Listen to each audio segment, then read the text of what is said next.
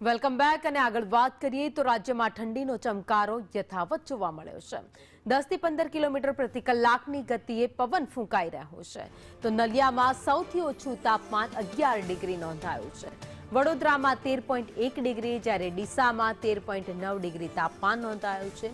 રાજકોટમાં 13.2 જ્યારે કેશોદમાં 13.3 ડિગ્રી તાપમાન નોંધાયું છે।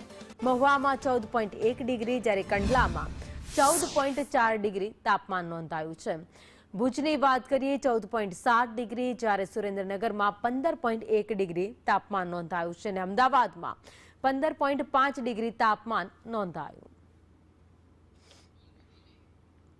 તો રાજ્યમાં હવે ઠંડીનો ચમકારો જોવા મળી રહ્યો છે। ધીરે ધીરે ઠંડી વધી રહી છે। ડિસેમ્બરમાં કડકડતી ઠંડી પડવાની હવામાન વિભાગે આગાહી કરી છે ત્યારે અત્યારે નલિયા સૌથી ઠંડુ શહેર છે। રાજ્યભરમાં 10 થી 15 પ્રતિ કલાકની ઝડપે અત્યારે પવન ફૂંકાઈ રહ્યો છે તો નલિયામાં 11 ડિગ્રી તાપમાન નોંધાયું છે।